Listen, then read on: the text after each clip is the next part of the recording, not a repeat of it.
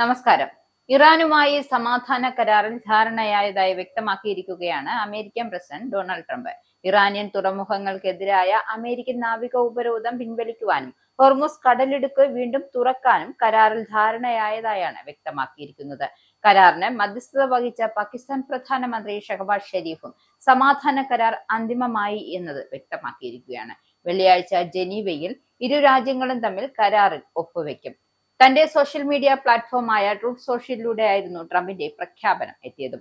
അമേരിക്കയും ഇറാനും തമ്മിൽ ഫെബ്രുവരി 28 മുതൽ തുടരുന്ന സംഘർഷത്തിന് ഉടൻ വിരാമമാകും എന്നായിരുന്നു ഇറാന്റെ വിദേശകാര്യമന്ത്രിയും സ്ഥിരീകരണം നൽകിയത്.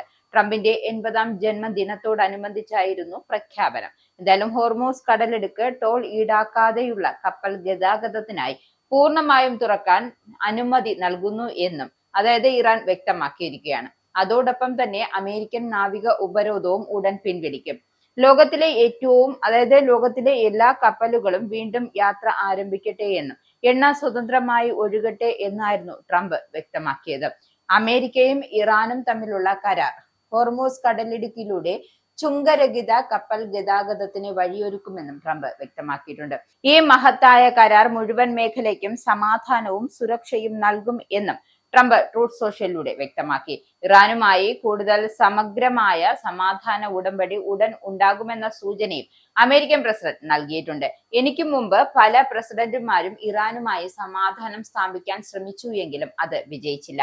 എന്നാൽ മേഖലയിലെ നേതാക്കൾക്ക് യഥാർത്ഥ സമാധാനം കൈവരിക്കാൻ സഹായിക്കുന്ന പ്രസിഡന്റിനെ അവർ ആദ്യമായി കണ്ടെത്തിയിരിക്കുന്നു. വെള്ളിയാഴ്ച കരാർ ഒപ്പുവെക്കുന്നതിലൂടെ കടലിടുക്കിലെ മൈനുകൾ നീക്കം ചെയ്യുകയും ഇരുവശത്തേക്കും എണ്ണയുടെ ഒഴുക്ക് പുനരാരംഭിക്കുകയും ചെയ്യുമെന്നും ട്രംപ് വ്യക്തമാക്കി.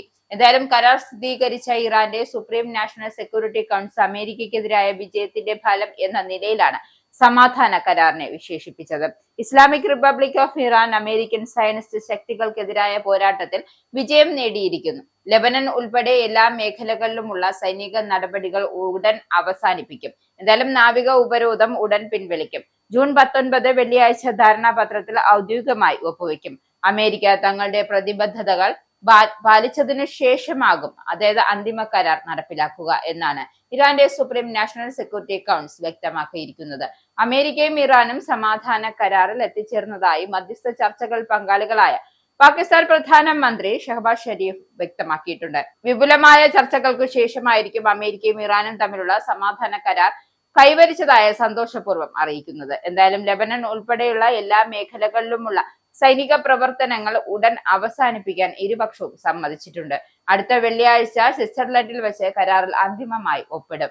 എന്തായാലും അമേരിക്കയും ഇറാനും തമ്മിലുള്ള മധ്യസ്ഥ ശ്രമത്തിൽ നിർണായക പങ്ക് വഹിച്ച ഖത്തർ, സൗദി അറേബ്യ, തുർക്കി എന്നീ രാജ്യങ്ങൾക്കും ഷെരീഫ് നന്ദി രേഖപ്പെടുത്തി. ഫ്രാൻസ് പ്രസിഡന്റ് ഇമ്മാനുവൽ മാക്രോൺ കരാറിനെ സ്വാഗതം ചെയ്തു. G7 ഉച്ചകോടിക്ക് ലോക നേതാക്കൾ ഫ്രാൻസിലേക്ക് എത്തിക്കൊണ്ടിരിക്കുകയാണ്. അമേരിക്ക ഇറാൻ സമാധാന കരാറിൽ അന്തിമ ധാരണയായിരിക്കുന്നത്. ഈ സാഹചര്യത്തിലാണ് മാക്രോന്റെ പ്രതികരണവും എത്തിയത്. എന്തായാലും അമേരിക്കയും ഇറാനും തമ്മിൽ കൈവരിച്ച ഈ കരാർ നിരവധി രാജ്യങ്ങളുടെ നയതന്ത്ര ശ്രമങ്ങളുടെ ഫലം കൂടിയാണ്. കരാർ പൂർണ്ണമായും വേഗത്തിൽ നടപ്പിലാക്കണമെന്നും എല്ലാ കക്ഷികളോടും താൻ അഭ്യർത്ഥിക്കുന്നു എന്നായിരുന്നു മാക്രോന്റെ പ്രതികരണം.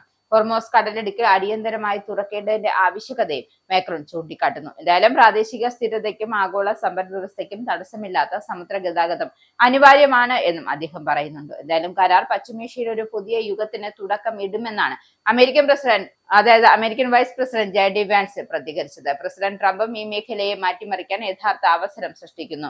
ഇനി ഇറാനുമായി ഒരു പുതിയ അധ്യായം ആരംഭിക്കുമെന്ന് പ്രതീക്ഷിക്കുന്നതായും ഇറാൻ ഒരിക്കലും ആണവായുധം കൈവശം വെക്കില്ല എന്ന് നമുക്ക് ആത്മവിശ്വാസത്തോടെ പറയാമെന്നും ഇത് അമേരിക്കൻ ജനതയുടെ വലിയ നേട്ടം എന്നായിരുന്നു ട്രംപിന്റെ വാദം.